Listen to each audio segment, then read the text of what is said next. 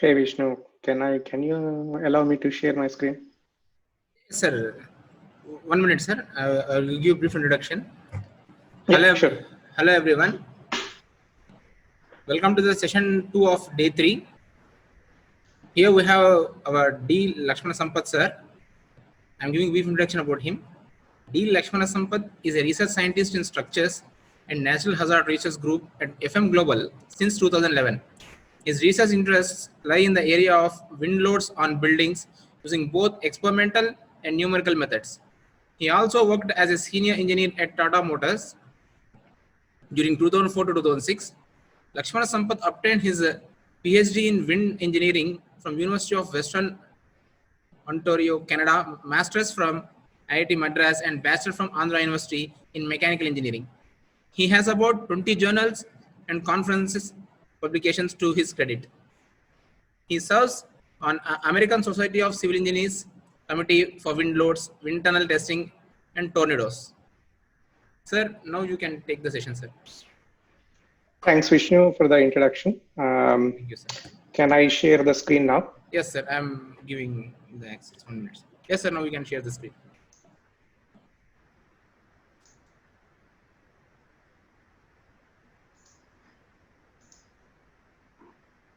Everybody can see my screen. Yes, sir. Okay. Good afternoon, everyone. Today I'm going to introduce OpenFOAM. Basically, it's open source CFD software and some applications to aerodynamics. So my outline of the presentation today will be introducing the software, which will be the most of the presentation. I will actually go over some examples which will help you understand how we actually set up the solution itself, from domain generation, grid generation, setting up the solver, post-processing, and how to actually get the data from the simulation itself. I guess by this time, everybody in the group kind of actually understand what process it takes in the CFD simulation. I just put a simple view of it here, so you kind of actually do majorly 3 steps, which is the pre-processing, which is the creating the domain and the mesh, solver specification, which is selecting a solver, providing the boundary conditions, and actually solving it, and then the post-processing itself. Now, to just give you a brief background about OpenFOAM. OpenFOAM is actually an open source code, so you don't need to actually have any license to purchase. So it's a program that you can download for free. I gave you here 2 links, but usually I can actually show it here. So you just go to like a website which is openfoam.org, and then you go and say download, and then the latest version is version 7. And then the best and the easiest way to actually download is download a prepackaged Ubuntu version. So you just download and it will install itself. You don't have to really do anything. Once you actually download, it will unpack itself, and then once you actually go to the main folder itself, you would actually see like 2 folders, which are basically OpenFOAM folder and a third-party folder. So that is basically what you will see once you install OpenFOAM. So to give you a brief idea of what OpenFOAM is called Open Source Field Operation and Manipulation. Now it's a purely finite volume code, so you already know what a finite volume is, and it uses a C++ object-oriented programming. But you don't really have to know C++ programming to use OpenFOAM. That's kind of like that. So it has both a Windows and a Linux platform versions. I prefer to use the Linux version just because I will show you as examples we go. It's much easier because anyway, OpenFOAM is not a GUI-based software. It's much easier to actually work on the Linux platform itself. As I already said, you don't need to know C++ programming to use OpenFOAM. You can always edit a lot of the existing code in itself, by which you can actually create most of the user-defined functions that you need to actually use the software itself. So initial learning is a little bit difficult because you have to get used to the Linux platform, and then it's not a GUI-based software, so you need to know where all the things are. But once you get used to it, it's actually quite intuitive, and is also very transparent in the sense is you will know exactly what you are using in terms of equations, any assumptions, initial conditions, and other things. So you can practically do anything any commercial software does using OpenFOAM, but just it's a little bit more transparent because you know exactly what you're using. So the OpenFOAM organization itself, I just gave you a brief overview what major folders look like in OpenFOAM. So if we actually go back to the thing is, so this is basically where all the major folders are, which I am highlighting here. I guess everybody can see the screen.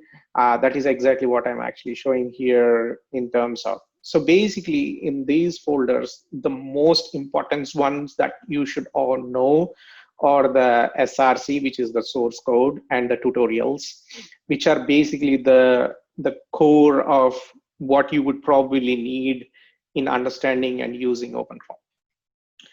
Now, yeah, by this time you already actually kind of knew this because I have used it a couple of times. So basically, whenever you are in any folder, if you just type foam, it will bring you to the main folder of the OpenFOAM directory itself.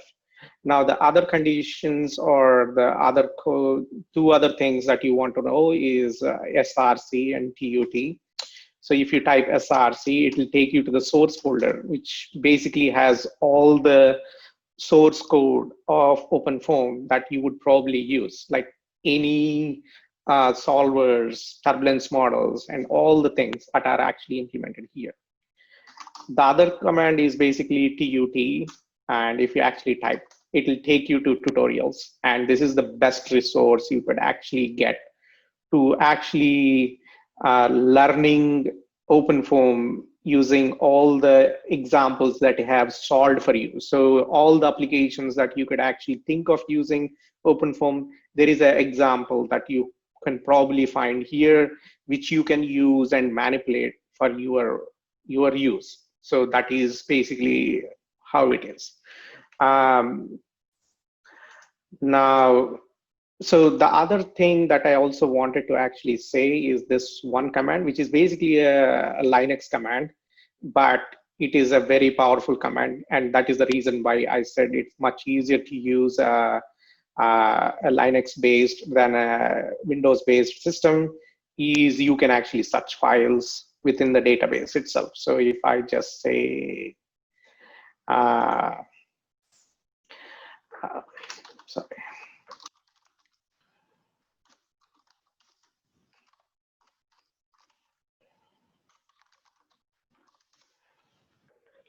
So it will basically, you can actually practically search any file that you want.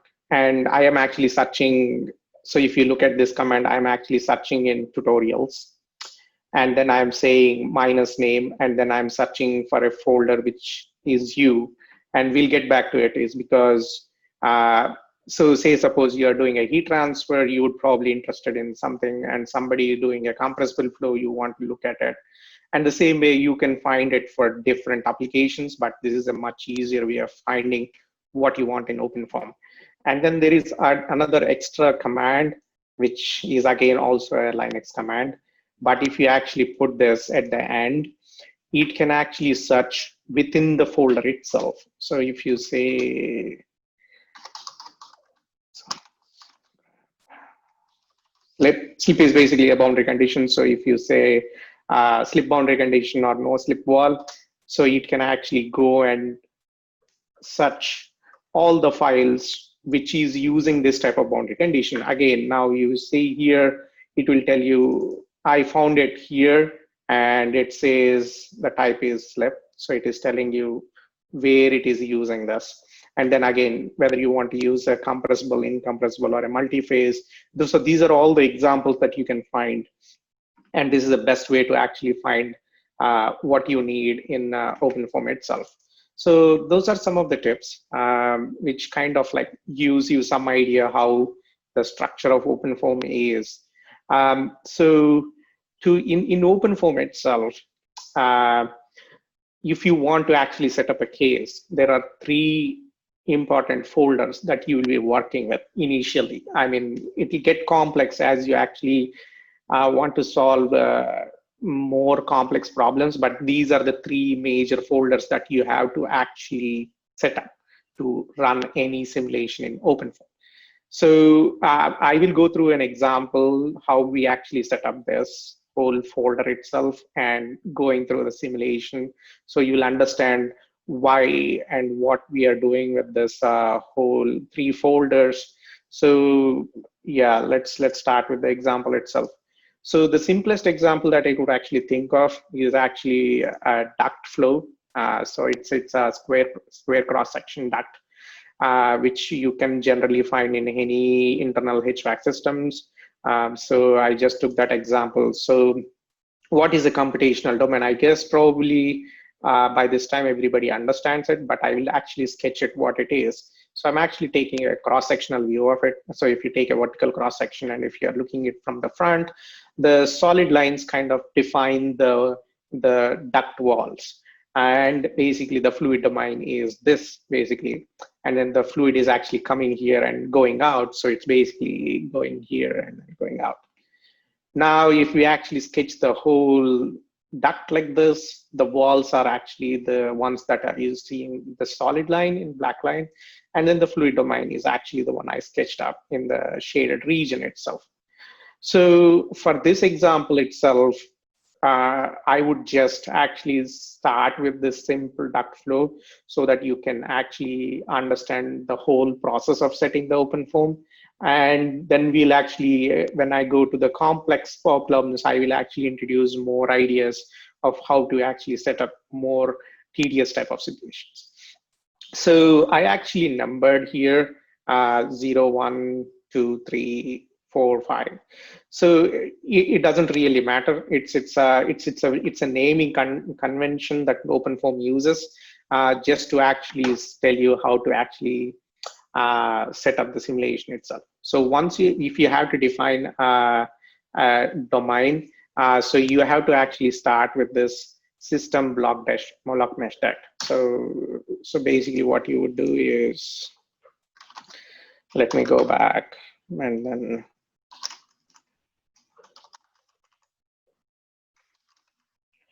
I already actually solved the simulations so that I can actually show you what they are. So we are actually looking at Blockmeshdict. So the Blockmeshdict looks like this. And I actually showed you the same thing here, which is a snapshot of it. So you have to define a computational domain, which is basically defined by vertices. So you should have to define vertices. So the command is basically you say vertices. And if you pick up any Blockmeshdict, you don't have to write this code itself. You are just only manipulating the content of these vertices itself. So because it's a C or a C++ code, it is always starting notation is 0 rather than 1. So you have to understand that. So I just keep it everything starting with 0. So this is 0, 0, 1, 2, 3. So those are basically the coordinates in all the X, Y, Z coordinates. So the 0 I took as 0, 0, 0. And then 1 is basically 90, 0, 0. And then as for you just go and do all the coordinates. So once you know the coordinates, the next is basically defining what type of grid you want to actually simulate here in this domain. So you have to tell the code itself in the same command here. So this thing is what we defined. And then you are basically defining what type of mesh you want. So that is basically defined here. So you are saying, I want a hexahedral grid. And then you are telling the boundary 0, 1, 2, 3, 4, 5, 6, 7, which is basically defined by these vertices here. And then you are saying in the X direction, I want 90 grid cells. In the Y direction, I want 30. And in the Z direction, I want. Don't really worry about simple grading, but simple grading is it will create uniform gradation. So it is not changing the cell thickness as it is going in different directions. You can actually change them. Say, suppose if you put like 0.1 here, what it will do is from the first cell will be 0.1 meters. The second cell will be the actual. So here, whatever this 90 cells you have, it will divide that 90 cells, and then it will put the first cell as 0.1 meters. The second cell will actually increase a little bit, and the third cell will increase a little bit, and then you can play with it. For simplicity, just keep it as 1 and 1 and 1. The other thing that you also have to define is in the software is this one that I highlighted, which is basically the boundary itself. So in a CFD software, the software does not know what these boundaries are because as I introduced previously in the slide, you have to tell which sides are actually solid walls and which are the faces where the fluid can actually enter. So here, when I'm saying inlet, again, you are using the same notation, which is 0473, which is basically 0473. That is, you are saying that this patch, I am using it as inlet. So you have to tell the software that this is a patch. And the same way, outlet is 1562. So that is basically your outlet patch. And then I am saying all the side surfaces, which are basically defined by those 0154, 4567, and 3267 and 0123, I am defining them as walls because they are actually solid walls. So once you actually define this Blockmeshdict, you are done with actually defining the whole boundary itself. So once you do that, and then you come back out, and every time you are actually executing anything in OpenFOAM, you should be in the case directory. So I am in the case directory here, which is saying the duct flow. That is the main directory of the OpenFOAM where you will actually always execute your commands. So once you say block mesh, it is going to create a mesh. And what it will look like is basically, okay, let me do one more thing. So I took a snapshot of it, and then I'll actually quickly show you how to actually get there. So basically, this is the mesh that I created in OpenFOAM. And then since OpenFOAM does not have any GUIs, you have to use a third-party software to actually visualize anything that is coming out of OpenFOAM. So that is basically what ParaView is. And ParaView is the software that you're going to use to actually get to using and visualizing your software. So the thing is, you have to actually load your solution here, and then see, I created one, basically a dummy file, which is called duct.foam.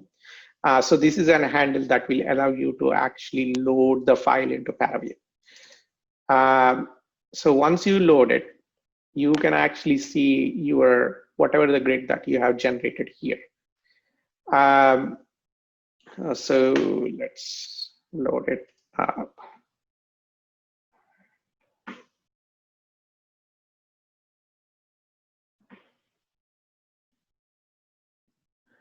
So just for now, let's look at the grid, and then I'll come back and I'll show you what it looks like when we run the simulation itself.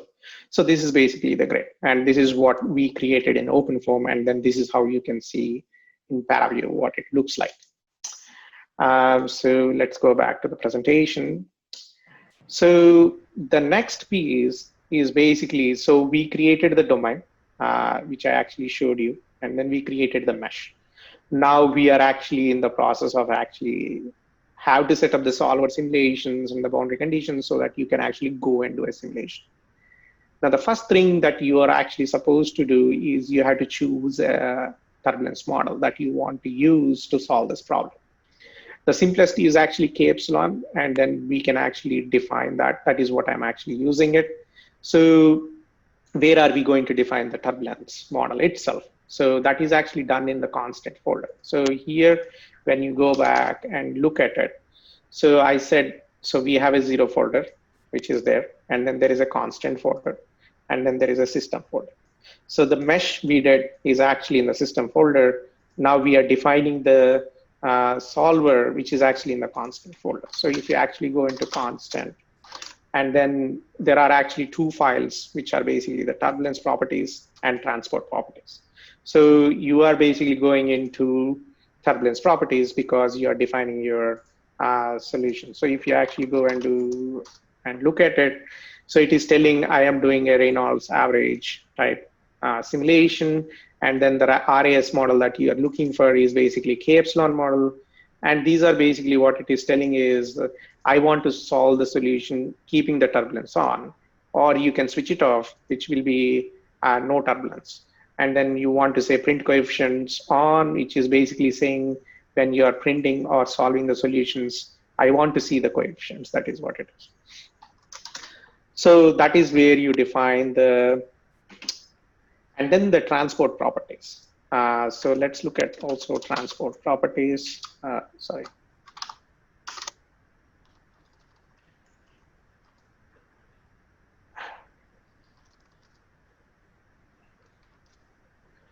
So again, here we are saying that we are solving a Newtonian solution. So that is basically the transport model that is using. And once you say transport is Newtonian model, it has to know its viscosity. And I will tell you what this means. So basically, you are telling I am using a viscosity or nu. This is basically the dynamic viscosity. And then you are saying, what are the units for it? So this is basically defined. I think I defined it probably. Yeah, somewhere here. So this is basically how the notation is. So you just have to know the notation. what order you are defining. So the order is like mass, length, time, temperature, quantity, current, luminous. So whatever the units that are relevant for kinematic viscosity, you would actually define them here. And then the rest of the parameters are actually 0. So it's basically the dimensions of the whatever the variable that you're defining. So once you get through defining the turbulence model, so which we actually defined the turbulence model, we have to define the boundary conditions. Now, all the boundary conditions are defined in folder 0. So that is why we have 3 folders. So if you actually understood the way the OpenFOAM works, so there is a 0 folder where you will define a boundary conditions. There is a system folder where you would actually define the mesh parameters and other stuff. And then there is a constant folder you would actually define all the solver specifications and other stuff, like the solver itself. So let's go and look into the 0 folder itself. Now for this condition that we are actually working through, the basic thing is we are using a RANS model. So because you are solving for U and P, you have to define boundary conditions for P and U.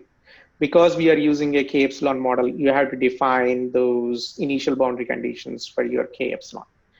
And then because you have a wall flow, you have to specify wall shear stress, which is the NUT. So these are basically the 5 parameters that you have to define for all the boundaries that you are using in the simulation. Now, whenever you are doing these type of simulations, if you have any doubts, you can actually Google, and there is a lot of actually people who would actually help you on online forums. The best place is basically CFD Online, and there is a very huge forum on OpenFOAM that kind of helps a lot of mutual interest people there, and then you can post your commands and other stuff and questions, and somebody will actually help you out with any problem that you are having. So it's a community-based approach, but it's actually very well supported by the community users. So you shouldn't really be afraid of using the software itself. So let's come back to the boundary conditions. So as I said, we have to define a velocity and a pressure, which is basically what I am showing here as snapshots. So you are basically defining an inlet velocity of 10 meters per second that is in the x direction, and you're saying there is no velocity in u and v or the y and z directions. And then the boundary conditions, again, as you define the patches in your, so if you remember in the boundary definition that we defined an inlet and an outlet and a sides. So you have to basically specify those boundary conditions for your velocity as well, which is basically what I am defining here. So inlet boundary condition, you are saying type, it's a fixed value. You understand what fixed value is. It's one constant value. So here, if you want to put something like a time varying value, you would say time varying value here. And then you are saying that use a uniform 10 meters per second. $u inlet means it is referring to this variable that is in the program. So this is basically now getting into C++ object-oriented programming. So it's basically you define one variable and then you just use $u inlet everywhere. It will use and carry that value here. So you are saying uniformly apply 10 meters per second for the inlet, and the outlet is saying use a pressure inlet outlet velocity, and you say 0. It's basically saying I want an atmospheric pressure at the outlet. And then the sides, you are saying it's a no slip wall. So basically no slip is an artificial boundary condition, which is only used in CFD, like a numerical thing. So slip wall is basically is an artificial. No slip is basically you are specifying some friction. If somebody says slip, you are basically saying it's a wall with no friction, or it does not create any friction. So here we are saying it's a slip wall because then it will introduce some kind of a friction into the domain, because of which the viscous effects will come into the picture, which is why we will define the wall shear stress. So the right snapshot that I am showing here is the pressure boundary condition. So you open the pressure boundary condition. So I just want to show you what these files look like here. So we just defined the U. So this is basically the U file. So you basically go and do the same thing with your P file. Sorry. And then the same is the thing with, so you are basically defining the dimensions for P. You are saying that the internal total pressure is 0, and then your inlet, outlet, and the sides, you're defining what those boundary conditions should be for your well pressure. And then you have to go and define your epsilon and K, which is basically, I also have snapshots here, which is what it is like here. Let me actually do it here. So you have to understand is basically once you're using a K epsilon model, you have to know so the turbulence model itself is the initial boundary conditions, right? That is what we are defining here. So what type of initial boundary conditions that we are going to use is we have to know the actual equations of the K epsilon transport model itself.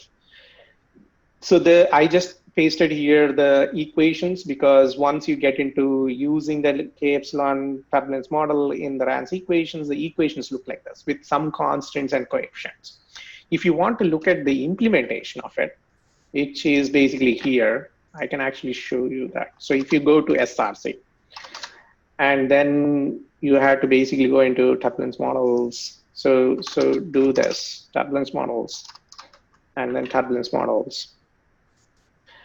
And then RAS, and then just say K epsilon. So if anybody has some idea with C and C++ program, there is a C file and a header file. So go and open your C file. And then basically this is where the code is. So you really don't have to actually know the upper portion of the code here. Just look for how it is implemented, which is basically in the constructor piece. So if you look at these constructors, that is where the actual code is. So if you look at this code, and I think I can do this.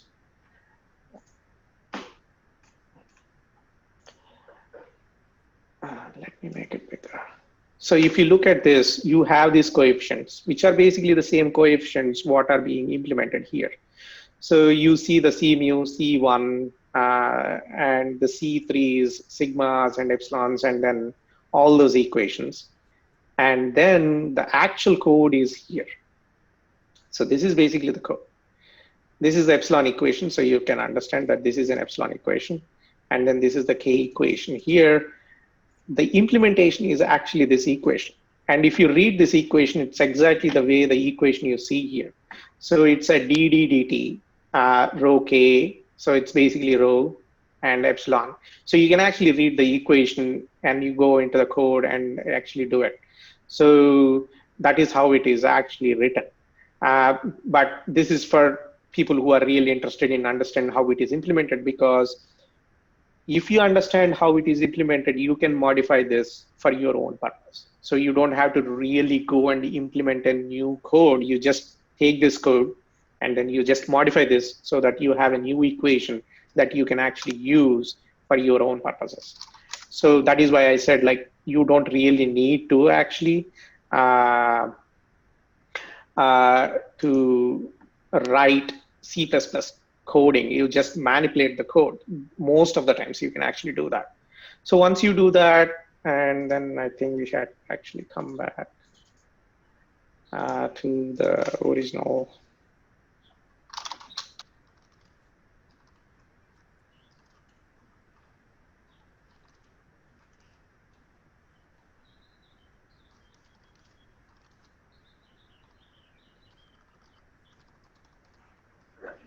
So why we actually know the equations is basically how you define your initial boundary conditions, because you have to give an initial boundary condition. So if you actually know your boundary conditions, the initial boundary conditions are also actually defined in the equations that you can actually use for defining those boundary conditions. So that is why you need to know. And then the other thing you have to know is what you're using for your wall functions. I will actually briefly talk about it in a couple of slides, what wall functions are.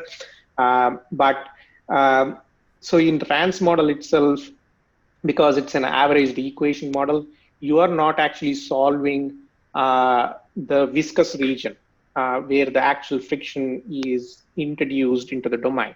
So you actually model it using the equation. So what you're doing is you are actually defining wall shear stress. So you basically use an equation that says, okay, because I am not modeling the very close wall bounded flows, because you're not doing a DNS, or so you basically say, yeah, I will use a wall function to define what is a wall shear stress, and then the equation will use this wall shear stress to introduce friction into your solution. So that is why we have to know what we are doing. So the same way you will define epsilon, which is there. And then the last one is basically the wall shear. Okay. So the last is basically the new, is basically the wall shear.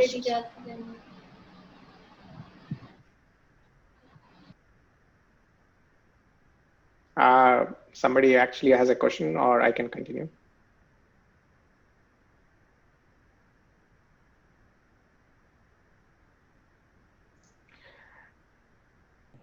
You can continue, sir. Okay, you can hear me, right? Yes, sir. Okay. So the other one is basically the boundary condition for the wall shear stress, which is basically the last piece in the whole boundary conditions. So we defined P and U, we defined epsilon, and we defined K, and then the last one is basically the newt, which is basically defining the wall shears. So if you go and look at your boundary conditions, the inlet and the outlet, you are not defining any wall shear stress. For the only the walls, you go and actually define what wall function you want to use, so that it will use that for defining the wall shear stress. So as I said, I would probably touch upon what wall functions are. So if you actually go and look at the most simplest equation that everybody should probably know from their basic fluid mechanics is you define your wall shear stress using this equation is basically the gradient of the velocity at the wall, and then you define multiply by your dynamic viscosity. So then there are some non-dimensional properties that basically what you call as y plus or z plus and u plus. This is basically also indirectly indicating whether your solution is, or your grid is actually resolving what you're looking for. And then I would actually little bit introduce what those are. So your friction velocity, you define it like this, and then a z plus or y plus that most of the people think as is basically a ratio of your z by the delta v, which is the viscous length scale. So we kind of actually know now, I think probably in the previous lecture, Professor Patnaik actually introduced what length scales are. So it's basically a ratio of the distance from the z is basically the direction that is perpendicular to the wall. So it's basically as you're moving away from the wall by the ratio of the length scale, right? So that is, you define it as y plus. So if this y plus is close to 1, that means you are actually resolving your boundary layer very well, because what you are saying is I have a grid length that is very close to my viscous length scales, which means you are resolving your boundary layer.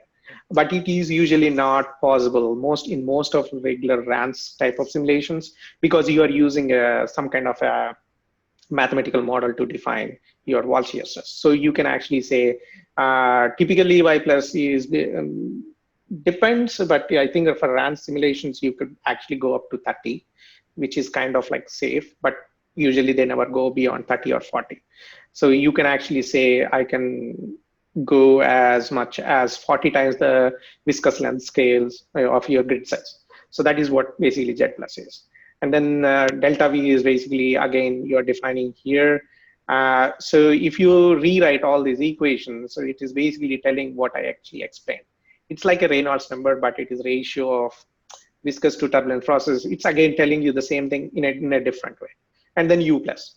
Now, why we want to know this is basically, so I put it here is basically a way of actually defining wall boundary layer. So the y-axis is basically U plus in the non-dimensional quantities, and x-axis is Z plus. So your boundary layer is basically growing in this direction and this is basically your wall, and then this is the direction of your velocity.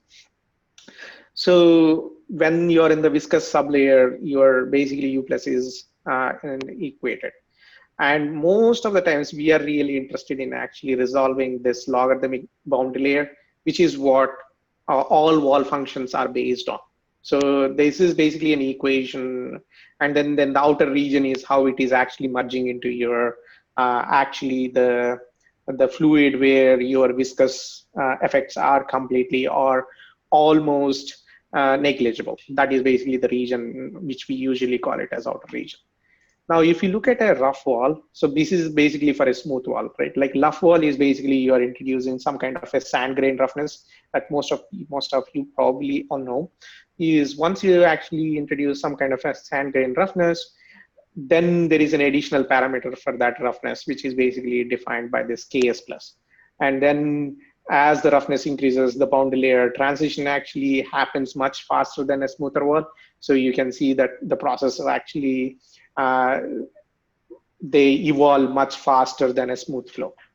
So that is basically what is represented here. So what we really want in a wall shear stress function is the equation that I am actually showing here is an equation that is derived by actually Sisby and Bradshaw.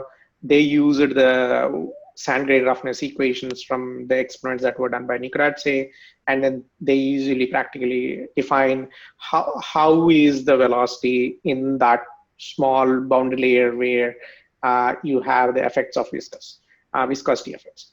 And then basically, finally, we are interested in this equation that is the wall shear stress itself. And then that is how it is defined. So once you know that, you know how to actually specify the wall shear stress. So that is basically a quick introduction, not the comprehensive type, but this is what you have to know, the background behind wall functions itself and what they are actually doing. Now we will get into, okay. So once we know how we actually define the boundary conditions, I would probably go back to that one slide. So here, you know that we did the domain, we have to go and do the solver specification now. So which is basically what we are going to do. So two things here. First thing is we have to define numerical schemes that we are going to use for the K epsilon equation that we are going to solve. So in that Reynolds averaged equations, you have your gradient or your second order terms, your first order terms, nonlinear terms, what type of solving methods that you want to use to actually solve these equations, which is actually defined in the FV schemes. So you have to again go back to your system folder, which is basically in the system folder. So let me go back. So there are two basically folders, major folders, which is basically FV schemes and FV solutions.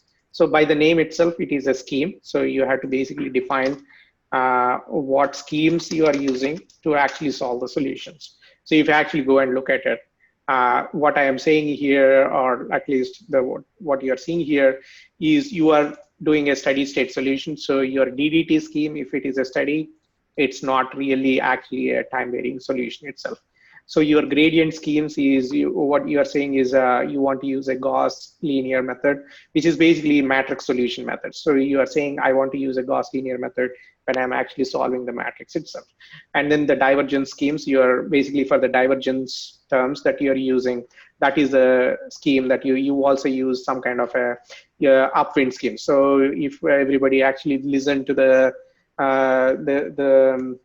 lectures from yesterday and day before yesterday, you should probably understand what upwind schemes or central differencing schemes or backward schemes are. So you're basically defining those schemes here. And then you are also defining, so the Laplacian schemes and the interpolation schemes, all those things. And once you define your meshing solutions, the schemes, you also have to define the solutions. So the solution is what type of solver you are actually using the solver itself. So basically here what we are saying is we are using a simple algorithm So it's a solution technique that is used for solving the RANS equations, and that is what you are doing. And then also defining what type of relaxation factors that you want to use for these when you're solving your pressure and velocity. So basically that is where you define all your basically the solver schemes itself. So basically at this point of time, you have actually defined all the pieces of setting up the solution in OpenFOAM. So the final piece that you actually have to define is basically your input and output control is what is the time, how much time do you want to run the simulation, what type of parameters you want to output, and what type of output boundary conditions or not output boundary conditions, output parameters, which is basically done in the control deck here, which is basically what I'm actually opening up. So it is saying that you start at 0 and then end time you want to run it for 400 time steps and delta t is 1. You want to write your solution at every 50 time steps and different formats and other stuff. So that is basically your output control. So once you actually have done, you are actually good to go and solve the solution now. And basically the solution is done, is basically running the simulation here. So if you go and do a type here, simple, because we are using simple algorithm. So simple form is basically how you start. So if you type this command and if you say enter, it is going to solve the simulation. So that is what it is. So that is where here. And once you are done with your simulation, then we have to basically go and do post-processing. So here, I actually already solved the simulation so that we don't have to spend some time here actually running the simulation itself. So I actually run the simulation and I said, write the simulation for every 50 time steps, and it's run for 400 time steps. So every 50 time steps, it's writing a solution time. And then once you actually go and open up your here, you can actually load your time steps here. And then I would just load the time steps. And then you can actually visualize your all the simulation, whatever it has solved.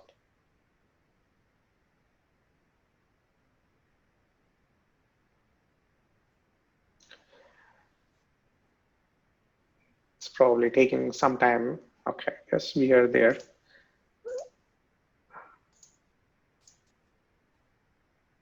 Not really. Oh, I am actually showing a different solution. I think this is where we should be.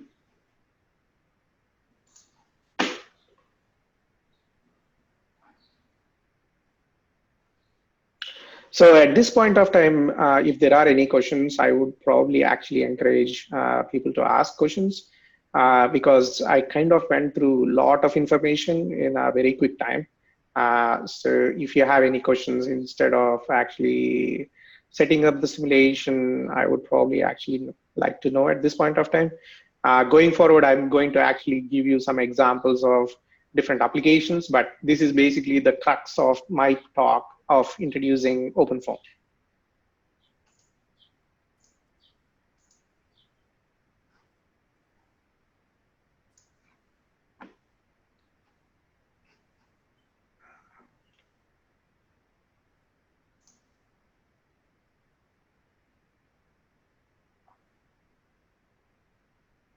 So I'm actually looking at the chat. I guess, can we model OpenFOAM from a CAD model? Yeah, yes. If you have a CAD model, you can actually import that CAD model into OpenFOAM.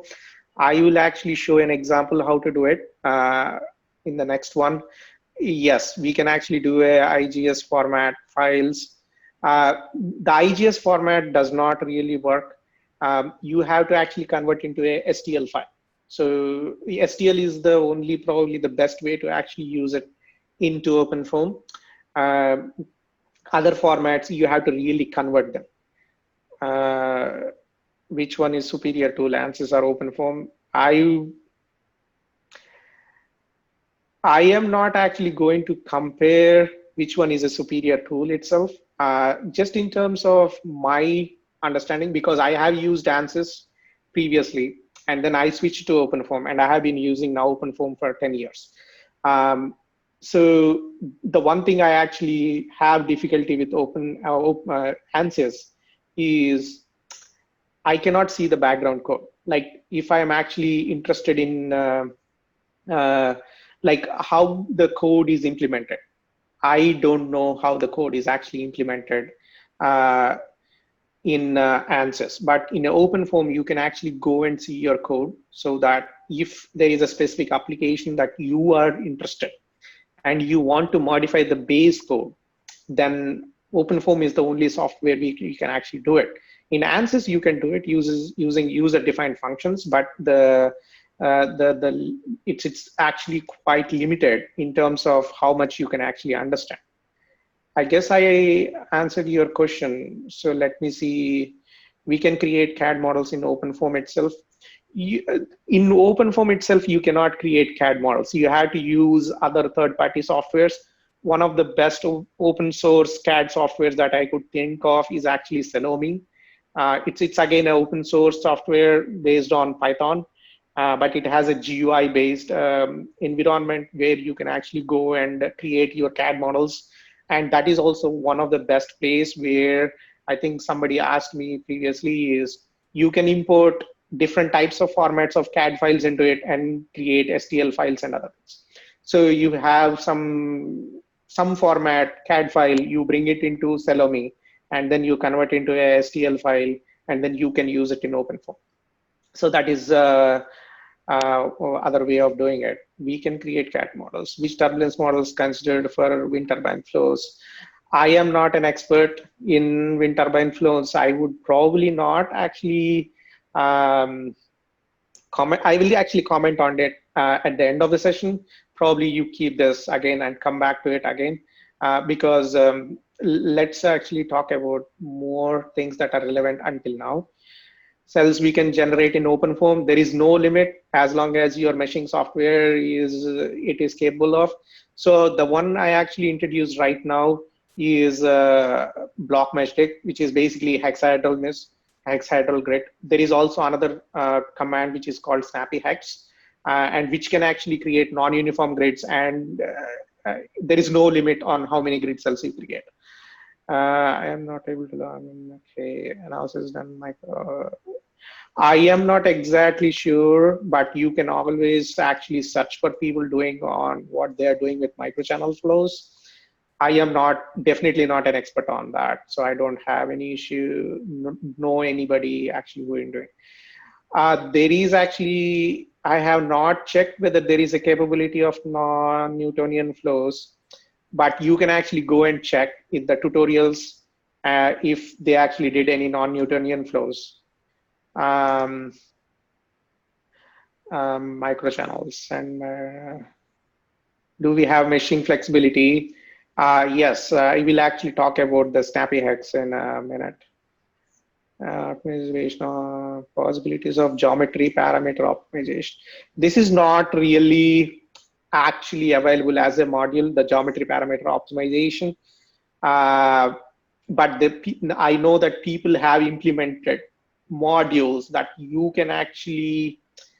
So the way OpenFOAM works is the release itself may not actually have the modules, but if somebody actually implemented in OpenFOAM, you can actually compile it into your OpenFOAM code and use it. So if somebody, I know that there are actually modules that are used for geometry parameter optimization, which you can actually, basically they are third-party modules. So you actually get that module, compile it into OpenFOAM, and you can use it with OpenFOAM. So I think that is where I will actually answer about the wind turbine flows after we get to the end of the session.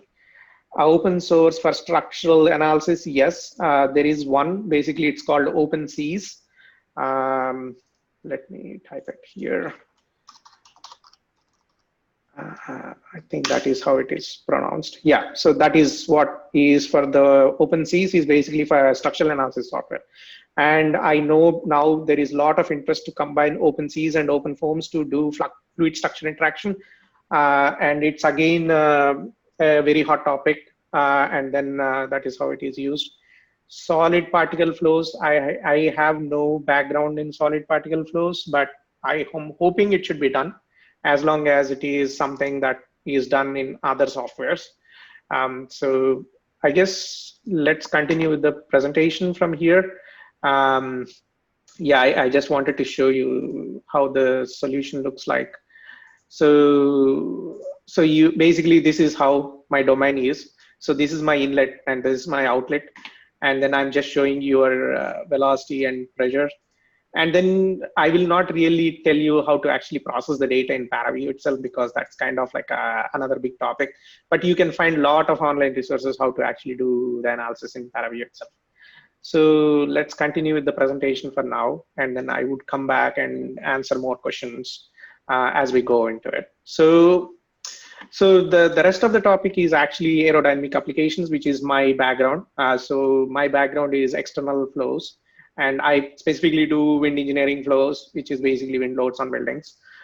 So I just gave you some practical applications that where aerodynamics in actually kind of like the concepts that I'm going to tell could be actually used for any of these type of applications at times. So it's basically external flows. So when we are talking about external flows, we are talking about something that is actually moving or stationary or whatever it is, and then the wind is flowing. So the basic concept is whether the object is moving or not, we will keep it as stationary in a simulation. And then basically we are assuming that the wind that is flowing on it is creating that resistance. So think about a car. In reality, the car is moving on the road. And even though there is no wind velocity or there is wind velocity, you don't really care. But what we are really doing in actually a CFD simulation is we'll keep that car stationary in a domain, and then we are pumping air on it, assuming that whatever the wave that is actually going on the car itself is creating that relative effect.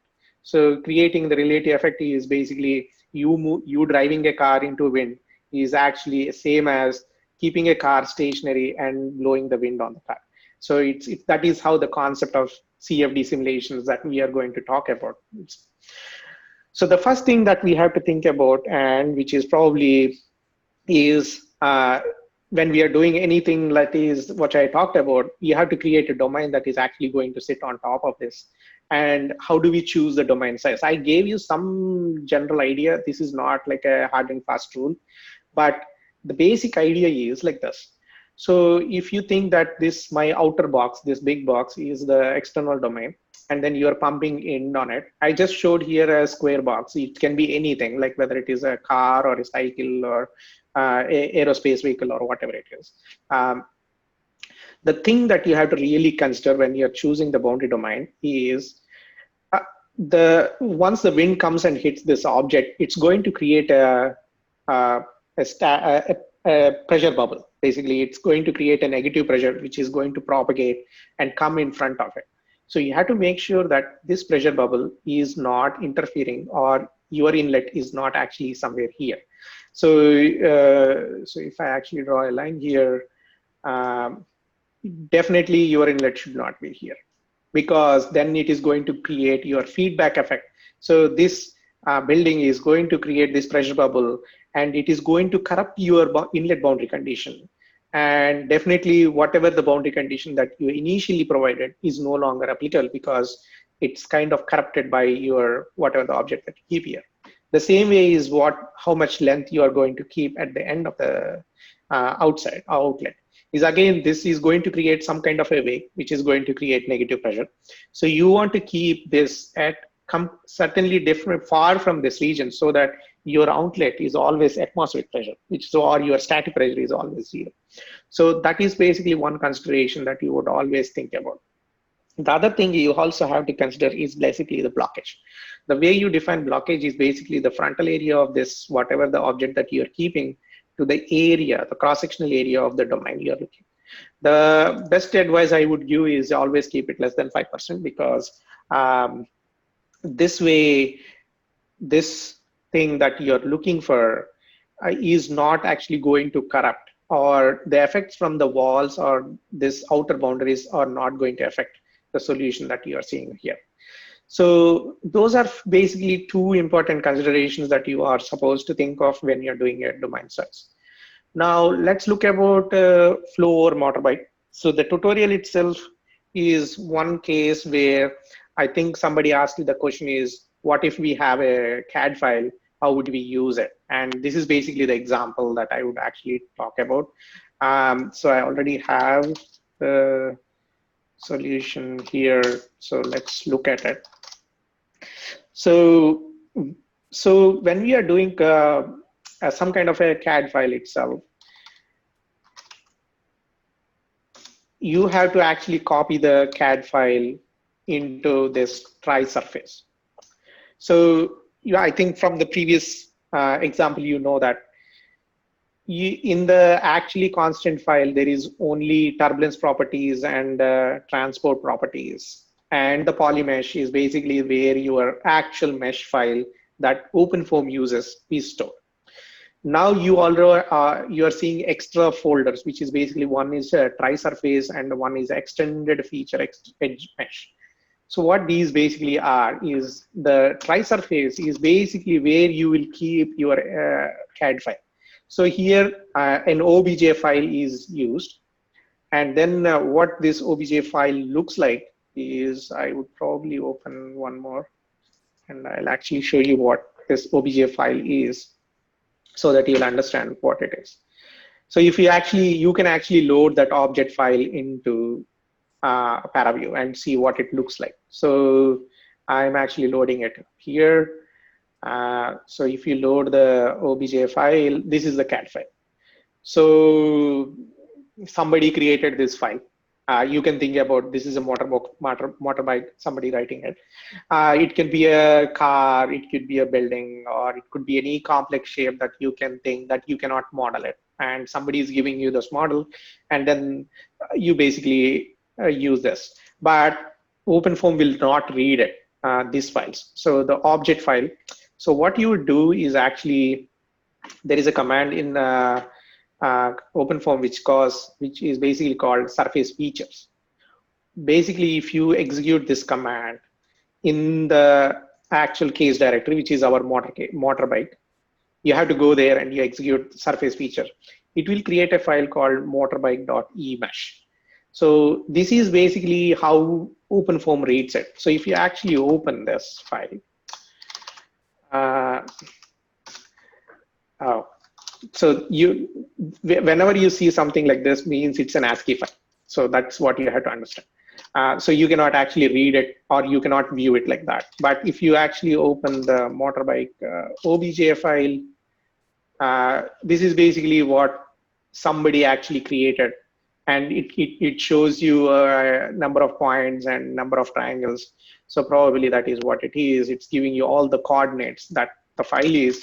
But the emesh file is basically the file that OpenFOAM understands your external CAD file. That is how it understands it. So once you do that emesh file, you are now good to go and start doing the Blockmeshdict. So the Blockmesh that we are doing here is basically the external domain itself. Because now, here, when I showed here, you have a CAD file. So you have to go and create external domain so that you could actually, so let's show.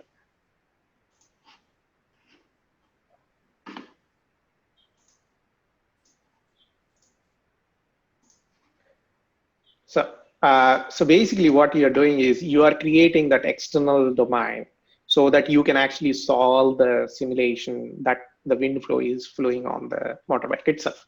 So you create that external domain that you create using Blockmeshdict. So that is basically what Blockmeshdict is. And you already know what Blockmesh is. So you are basically creating that external box that I actually showed you in this example. So you are basically creating that external box around the motorbike. So once you do that, you basically now once you do that, what you can do is, if the solution is big, then you can actually go and run, or you can do a, a parallel simulation. So that is what I am going to actually talk about in this simulation itself. So where you actually go and define is system.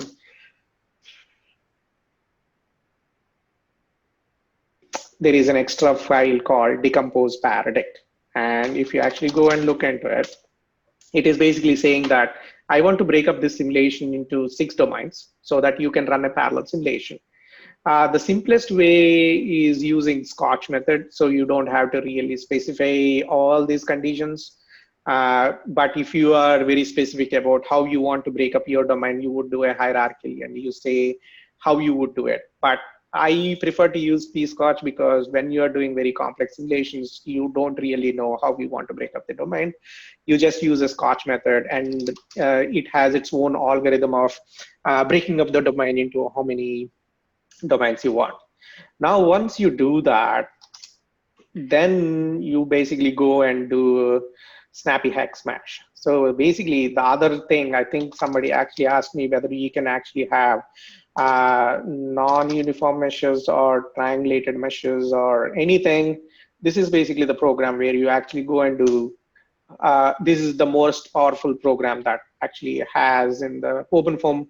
It's a bit of actually an effort to actually set up all the pieces, so I'm not going to really go and tell you, but there are actually some online tutorials that you can actually go through and tell how you want to set up this. But this is the basically the whole file itself, where you would actually specify all the conditions of how you want to create your non-uniform mesh. And I will actually show you the mesh itself, what it looks like, which we kind of actually looked at it. So let's do a solid color, and then surface with edges, slides, and then switch it off, and then okay, solid color, and then I would do surface edges. So this is basically how you get a non-uniform mesh when you get through that snappy hex mesh. So you have this big boundary there, and then you create those non-uniform meshes, and then you create those very fine meshes very close to the boundary. And then you can also see, let me do one more thing.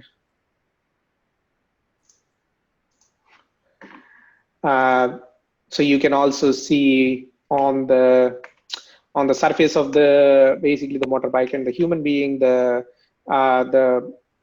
boundary layer meshes that have been used very close to the boundary, so that you could actually capture those viscous effects that are basically the friction effects that are being caused by the motorbike that is running through it.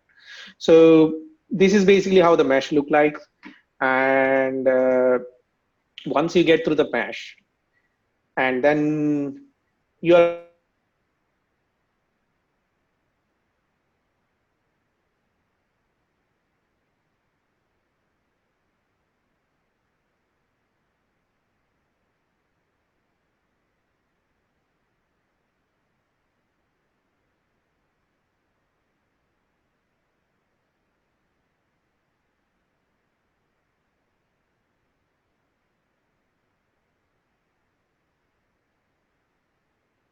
introduce is flow over a building. The another example that I'm actually talking about. Um, anyways,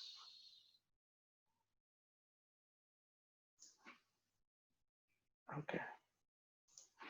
Um, so when I actually the reason I actually wanted to talk about is just because to understand the importance of boundary conditions. So this is basically um, the flow over the building. Let me do one thing here. Solid block.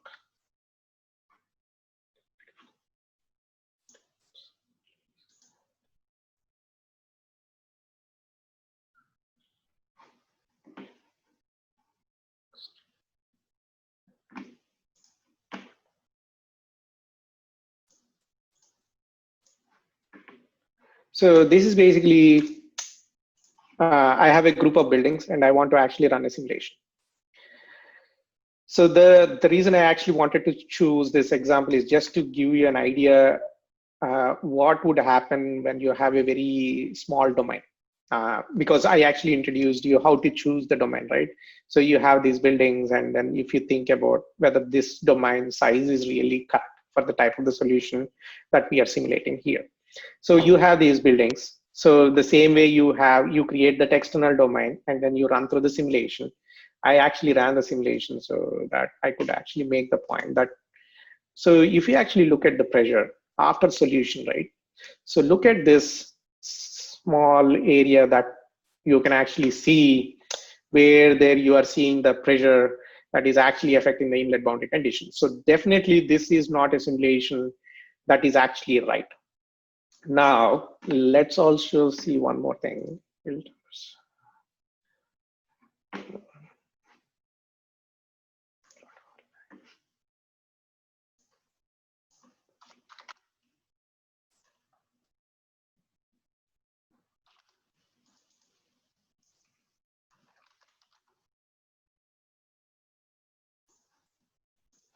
So I'm actually plotting the data on the inlet at the center of the domain. That is what I'm actually showing here. I just want to see what type of velocity profile they actually provided.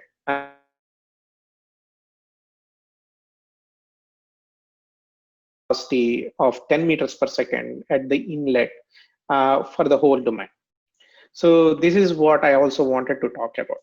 So in reality, the reason is very, very interesting and very important is you have to understand what you are solving and the type of the boundary conditions that you are using, whether it is making sense or not. So briefly, I am actually showing different types of terrain. So you can actually have open grasslands or suburban or an urban city. Now, the type of these terrains are going to change the boundary conditions. Within a wind tunnel, when they do a testing, they are going to simulate this boundary condition by changing the roughness on the ground so that they are seeing the right boundary conditions on the building, because the profile itself is actually like a boundary layer profile, and then it changes with the wind conditions. So you have to be really, really aware of type of the boundary conditions that you're using in your simulation. So if you use a wrong boundary condition, if you use a wrong domain size, it's meaningless, like, because it is not going to give you the right solution. So you should have some idea about what is your interest in the simulation, and try to actually have some very good idea about your boundary conditions and the type of the boundary conditions that you want to use, and do some research, background work to understand these type of boundary conditions, whether they are going to work for your simulation or not. The other thing I also wanted to show is for the wind flows on roof mounted equipment. So these are basically equipment that are sitting on the building, right? So when I said some idea about your aerodynamics is basically, so you see that wind is coming because of the building. There is some kind of a separation reattachment bubble, and then this small square that I am showing, if you think it as an equipment, it's seeing some kind of different loads when it is placed at different locations on the building. So when you actually look at it, it's actually important to understand is because then you can actually optimize your mesh. That is the most important thing, because you don't want to create a mesh that is so huge that your simulation time is very, very long and you are solving it meaninglessly when you could actually do it in a much better way. So that is what I actually wanted to point out here. So once you do that, the other thing that is also important is you also need to your simulations. This is also important is because you don't want to do a simulation that is like an ideal simulation. You want to be practical, which is coming very close to reality. At the same time, don't do something that is not completely meaningless. So you basically then, whatever you are solving, you validate your experiments or any theoretical data you have, you validate your simulation. Once you validate it, and then you do these simulations, and then once you validate it, and then you go and actually have very confidence in your boundary conditions, domain size, your solver settings, and all those things. Then you go and predict something that you are really interested in. So this is something that you have to go as a process itself when you're doing simulations, any simulation, I guess. So I would actually stop here, I guess, and we can actually take questions at this point of time.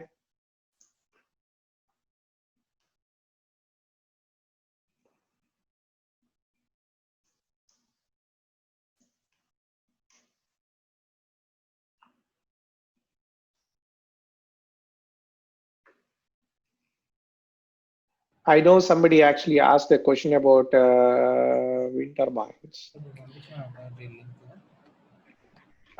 So when you're actually solving wind turbines, how to build, yeah, let me answer the question about wind turbines, and then I'll come back and actually answer the other questions itself. So when you're actually doing wind turbines, and I guess this is basically a very good example. So first thing is you should be aware of your environment. Second thing is you have to know whether the ground roughness is going to affect your speed at whatever the height you are for the wind turbine itself. So you definitely have to get into understanding the atmospheric boundary layer physics.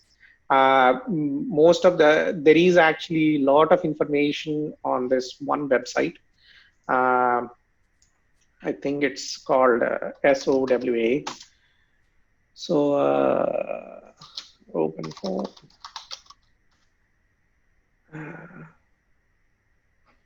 I no. So there is actually this one group from National Renewable Energy Group that actually does a lot of work on wind turbines. So probably that is a good place to start. They also have a open form source code that is available, made available to use for wind turbines. That would be a very good start, just to understand how they are solving it, and then how you actually set up for simulations for OpenFOAM. That would be a very good start. How to perform grid independence test. So the grid independence test is actually done using, I mean, there is no hard and fast rule of how you actually do a grid independence test. So you would actually, that is also one of the reasons why you would actually have some idea about aerodynamics itself. I mean, that is my area of expertise, so I would actually only talk about it. So you actually have to have some idea about what flow you are resolving and what is the final goal of your simulation, whether it is resolving the flow dynamics or getting the loads on something or whatever it is. So you basically go and do the mesh around it, right? And then you start with the lowest mesh of whatever you think is convenient. Compare with experimental data and see how it is comparing with, whether you have to refine it. If you are already matching the experimental data somehow based on whatever you did with your initial mesh, reduce the mesh and then you run again. And then you usually go in a order of one magnitude orders. So say suppose you started with a mesh size of say 1 meter, for example, and then for some reason it's not matching with your experimental data, I would actually go and make it half meter at the location where it is of interest. Otherwise, and then you do it like in the order of magnitudes. So 0.5 is not working, then divide it by 2, then go to 0.25. But for some reason it's working between your 0.25 and 0.5, then increase it, like say average of those two. And then you basically play with it so that your computational demand will actually reduce once you do the grid independence. But that is my way of looking at it. I'm trying to see where I actually stopped. Yes. Is it feasible to analyze turbo machines using OpenFOAM? I'm guessing so. I have not done it personally, but that's what I know. In turbulence, how we consider viscosity as varies as temperature. I have no idea because that is not my background. I have no idea in heat transfer, so I don't know how to do it. What would be the accepted percentage of when we validate the obtained results against published data? It again depends on what you are looking for. I kind of actually put something here. So yeah, look at this graph that I'm actually showing here. So the circles are basically experimental data. And then the blue line is my what I'm actually getting from the CFD simulation. Now think also about one more thing is my equipment is actually somewhere like in this non-dimensional ratio between 1.2 and 1.4. So where I'm actually putting my equipment, my comparison between the experiments and CFD is okay. But if you look at very close to the ground, where there is some deviation between my experimental and computation. But I would not really freak out comparing, saying that, yeah, this is not a good comparison because this is not my interest. My interest is actually somewhere here. So if that data is actually comparing well, you are actually in a good shape. But if it is, so it also depends on what is your area of interest. So again, look at this data, like this is my turbulence intensity, right? So very close to the ground, it is deviating, but as I am going very close to 1, it kind of actually compares very well. So it also depends on what you are actually looking for. So that is where I'm saying is have a good idea about what you're simulating and what you are looking for. And that would really help even validating and justifying yourself. Yeah, I did a very good simulation because, and then this is only one part of it, right? Like you are not going to beat yourself to death because it's having a 1% difference. You also have to understand what is the uncertainty in the experiments itself, so that your numerical results or if that is also within the uncertainty range of that experiment, then you are okay. Say suppose your experimental data is having an uncertainty of 10 to 15%. Your numerical result could be actually varying within that 10 to 15%.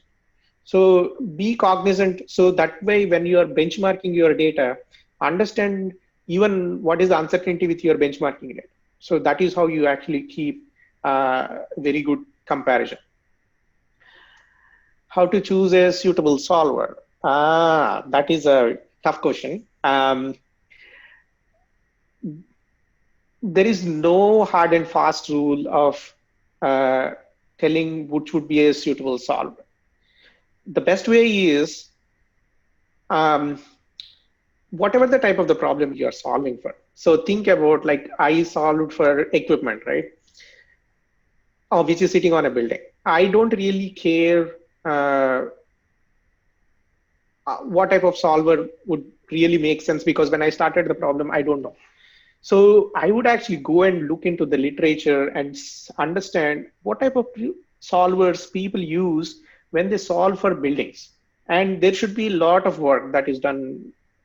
And somebody should have had some idea about using different solvers and saying that, yeah, this solver is working for highly separated flows.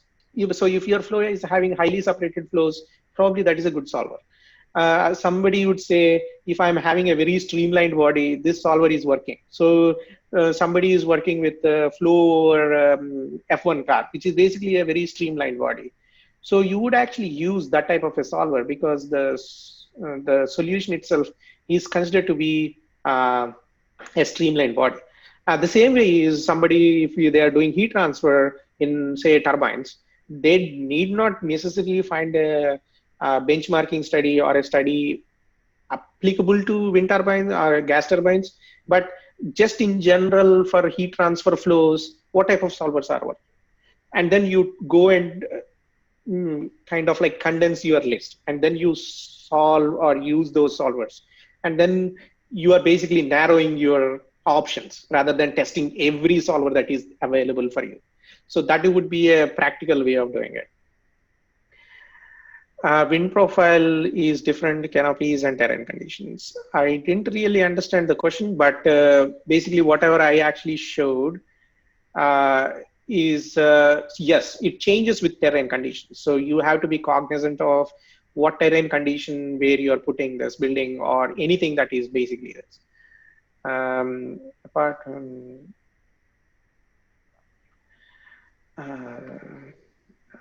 I have no idea how it changes with temperature. As an evaluation for convergence, stable layer transformation. So the choice why we actually do it is think like this. So I guess probably people understood the question is why I actually showed this as a non-dimensional ratio on the x-axis, which is basically Z by H. Say suppose you have an experiment that is done at say 1:50 scale, and somebody did an experiment at a scale of 1:100. How would you compare them? Because they are at two different scales, you cannot directly compare them. So you have to basically convert them into non-dimensional ratios, which is basically the basis of any fluid mechanics problem is, and that is how you work with, right? Like you basically do 9 Reynolds numbers because it's a non-dimensional number. And the same way you would actually do here on the x-axis, if you remember, I put it as U by U10. Basically, it's again non-dimensionalizing with a particular height at which I'm getting a velocity, so that when you put these experimental data from different experiments with different scales, you are still comparing them one-to-one. So that way, these non-dimensional ratios will actually help. And that is probably one of the reasons why I actually put it like that. To analyze, can new model be programmed into OpenFOAM? OpenFOAM uses simple. OpenFOAM, yes, you can actually program in. OpenFOAM uses not only simple algorithms, there are actually piezo algorithms which I didn't actually touch. So there are actually a lot of algorithms implemented within OpenFOAM itself. It's just only not RANs. There is also a LES and a DNS code. Which you can use. If you are writing your own code, you can actually definitely write an OpenFOAM code by yourself and compile it. So yeah, you can do anything. Is it good to install Windows rather than on Linux? I have never tried it on Windows because it's to me somehow Linux looks more promising just because the way I use it. And then how you use it. But yeah, you are welcome to use it. I think there is a good number of people who actually use it on Windows. So yeah, no issues with it, I guess. Heat transfer coefficients using foam. I'm pretty sure you can do heat transfer problems using OpenFOAM. I have not done it myself. So I guess that is the end of the chat. If anybody has any questions, you can ask it. Otherwise, I think we are good. I think I'm actually over time, probably like 30 minutes.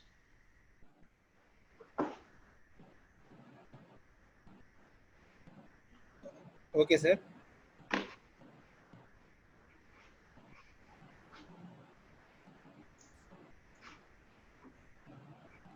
Thank you, sir. Okay. Thank you very much Thanks for your very informative lecture, sir. Okay. Thanks, everybody, for asking very good questions. And I hope I could actually give you some idea about OpenFOAM itself. So this is early morning for me, which is actually like 6 o'clock right now. So hopefully everybody had a good time. Yeah, feel free to actually explore. This OpenFOAM software is a very good tool to actually learn and use it because you don't have any licensing fee.